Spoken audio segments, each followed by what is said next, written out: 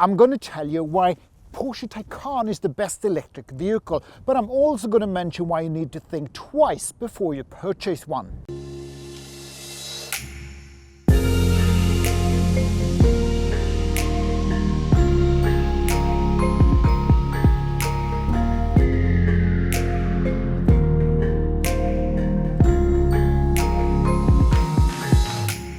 Let's find out if the party piece of the Taycan is 0 to 100.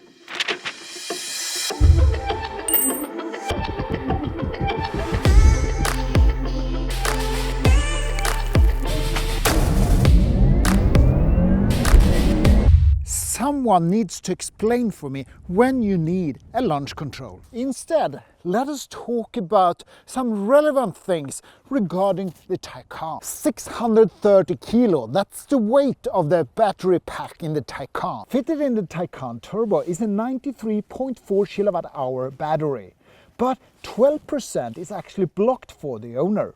That leaves the owner with 83.7 kilowatt hour battery.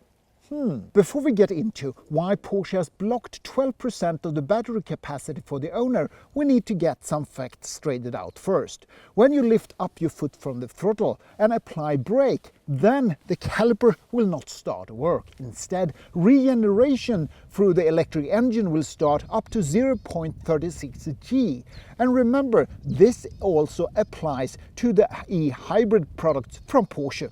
To be able to use the regeneration from the electric engine, you need energy to be stored. If the battery is fully charged to 100%, that will not actually work. Leaving out the 12% capacity for the owner makes the Taycan unique. It makes the car behave the same way regardless how charged your car is. And remember, Porsche is a tool for driving and performing the art of driving. For a racing driver to perform, he or she needs a car that are consistent to build that trust that you need to push the car to the very limit. That is what the Porsche Taycans offer, a driving experience on a top level. Tesla's philosophy, well, where you can actually charge to 100% of the batteries, have effect on the braking. This vehicle, a Model S, you can drive with throttle. When you give throttle, it will accelerate, and when you release it, it will actually brake. But it will only brake if you have enough space to store the energy that you create when you lift up the throttle. If you own a Tesla, you're actually able to charge your batteries to 100%. It is set by a limit in the display. Tesla recommend not to go above 90% unless you're going on a long trip. But charging your car to 100% actually decreases the longevity of the vehicle's battery pack. If you buy a used Taycan, you don't have to worry about how the previous owner has treated the batteries. Bear with me, this is a 30-year-old Porsche still in traffic. In fact, 60% of all Porsches manufactured is still in traffic. That's what I call sustainability. Porsche take care of their customer, not only the first owner, but the second and thereafter. Porsche's philosophy takes responsibility to uphold the second-hand value of the Taycan and as a bonus creating environmental sustainability. But the philosophy affects the performance data on the Taycan. If you recalculate the 12% that are left out for the Porsche owner and extend the range, my calculation says that you will approximately get 46 to 54 extra kilometer of range. There is a huge difference between the Panamera Turbo S e-hybrid and the Taycan Turbo. And that is, ladies and gentlemen, the B-Road. I have been driving B-Roads like crazy. This car is equipped with the rear axle steering and it throws in, and the braking, the regeneration from the electric engine, and on top of that the PSCB brakes that really delivers. You know, you can complain as much as you want on the Taycan, but when you drive it, it's all forgotten. This car is a true driver's car. Look at the braking, it's amazing. And then you throw the car into the corner, you have that instant torque, controlling the exit of the corner much more easier than in a combustion engine. There is no question about it. And it feels so ideal in the traffic. When you, approaching this corner, throwing in the brakes, and then turn in, and the rear axle steering is really helping me. You have the stability in the car, and it really, really helps you. It is a true blast, and over the crest and hitting that goal. This is as close as you get of a 911 with 4 doors. The other 4-door saloons from Porsche doesn't stand a chance. And okay, it's not like driving a 911 or a 718, it isn't, but it's so ideal and it's so beautiful to drive on the B roads. The Panamera Turbo S, I was never, I didn't want to go on the B roads, but this, just look on how easy it is to control the car. Unfortunately, the racetracks in Sweden does not have charging stations yet, because remember, one is not good enough if you are 30 electric vehicle performing at a track day. B roads, is this the new B road king? I wonder, could that be the case? I am not sure, but I think it is. Well, perhaps not the king, but it is a real blast to drive. The 800-volt system makes it possible to push the car without draining the battery fast. You will be surprised how much you could push the car in comparison to other electric vehicles. Tell me, is this part of an act, just to keep your image intact? If you think that strategy's smart, I'm not gonna defend my beating heart. An option that everybody should consider is the laminated glass. It really turns all Porsches into an extremely quiet and comfortable ride. One option that I appreciate a lot, and something I really recommend everybody to tick. I have worked out the technique how to get into Taycan. Put your left foot stable on the ground, make sure that you can stand on one leg, through your right leg inside the car as much as you possibly can. Take your left hand and grab the B pillar that is already weared out, and then gently put yourself inside the vehicle, and then you're ready to go. But it is not an easy operation to get in and out of the Taycan. In fact, I actually think that the 911 is easier. It will be heavy wear on the bolster on the seat, that's for sure. Inside the cabin, it couldn't be much more to ask for, that's for sure. It provides with all that you need, and you get that extra luxury feeling. Yesterday I drove a Tesla Model S, and they have actually raised the bar a bit when it comes to the quality look and feel inside, but they still have a far way to go to reach the level of Porsche. When it comes to the interfaces, and well, you all know that Porsche had difficulties with the new PCM system that was introduced in the new Panamera, 992, etc. Well, they're not doing a better job in this car. It is better and the responsiveness is better, but I'm sorry, Porsche, stick to your driving business where you really shines. When it comes to all these screens, I'm sorry to say, but you don't deliver at all. But behind the steering wheel, that's where the Taycan shines, and you could not drop that Porsche feeling that you get behind the steering wheel. You switch over to the Sport Plus mode and things start to happen. You push the throttle and you get that instant torque from the electric engines, and you feel that the car cope with the stability in the acceleration. Yesterday I drove a Tesla Model S range mode, and that is like, it is a spectacular family car. You cannot argue with that, but it's like taking a bench from a park, putting 4 wheels on it, and that's it. This is more intuitive. This is a more communicative drive towards the driver than in the Tesla.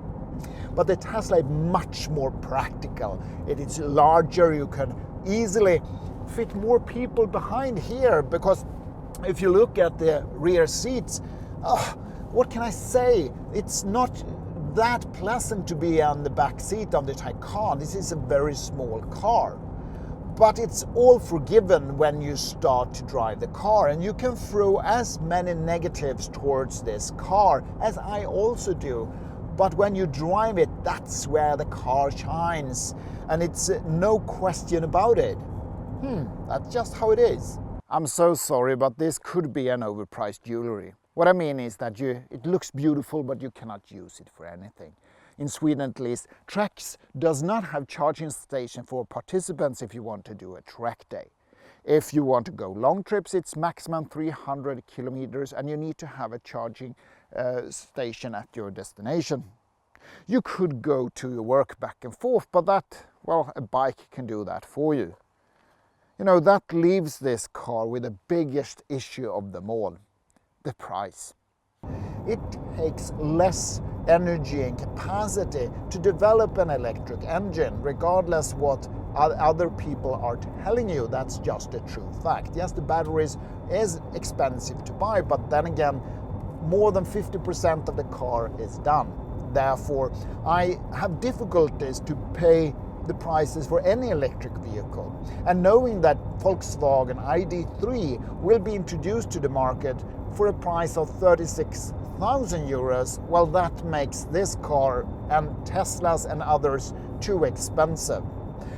Bear that in mind, because the problem for the traditional OEMs is that they have thousands of engineers that needs to be re-educated to keep their jobs. At the same time, new brands like the Tesla needs to build production capacity. So that's what you actually are paying for. You're not paying because you get a better or a more advanced vehicle. No, in fact, the electric engine was introduced before the combustion engine, and Porsche made its first electric vehicle before the 90th century even started. So from that perspective, the electric vehicles, all of them, needs to drop heavily in price. What that will do to the depreciation when people come to the knowledge sense of that is the case, I don't know.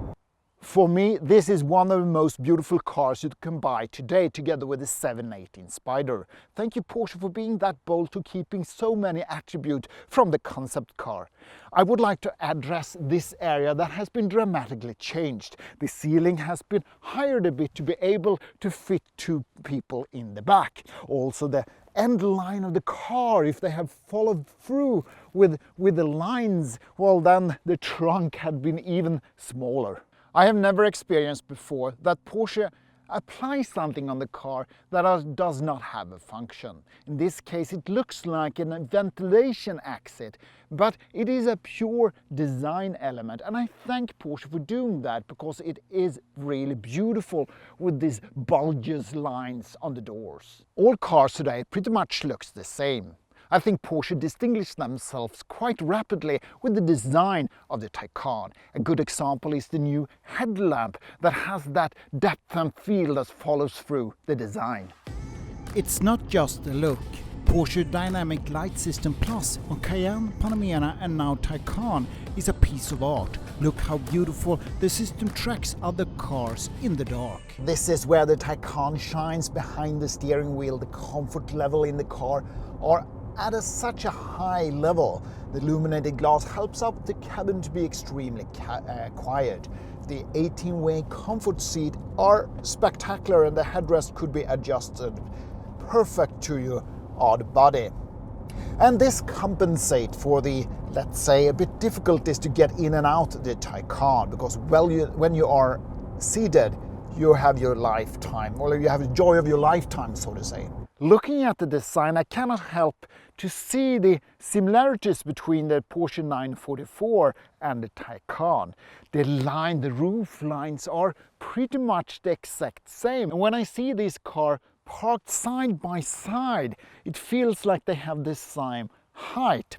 And perhaps you should take that under consideration, that the four-door Taycan is pretty much the same height as a Porsche 944. It really gives that sporty look. Just for the record, the 944 is parked a little bit higher in comparison to the Taycan. This is a true blast to drive. You could argue as much as you want, ladies and gentlemen. I complain of the Taycan. I complain about a lot of things, but as soon as you have done those B-roads drive, you're done. Still not worth 200,000 euros, but what a drive. What a drive. Everybody's talking about the acceleration of the Taycan. That's not its party piece. I've had this car for almost a week, and it's not the acceleration that is the party piece. It is the drivability, the total drivability of the car. Being to throw this car into the corners and having a blast while you have space for two more in the back seat. I know the Panamera, Cayenne and Macan delivers that as well, but this is on a total new level. Total new level. Just a reflection. You go to a Porsche center and have a test drive in a Taycan Turbo, and you will find out yourself. If someone approaches you and tells you that the Porsche Taycan isn't the Porsche, then he or she has not driven one. This is a pure Porsche DNA in the Taycan. If an owner of a Taycan approaches you and tells you that, well, I've bought the car for its usability, then kindly ask the gentleman to stay out of drugs.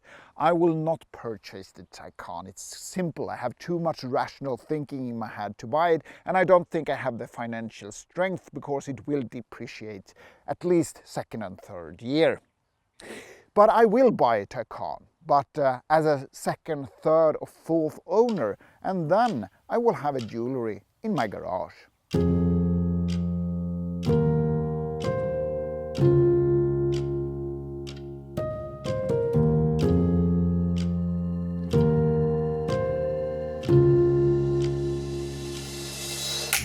But it is not an easy operation, and you need to have the ability to twist your body like a banana.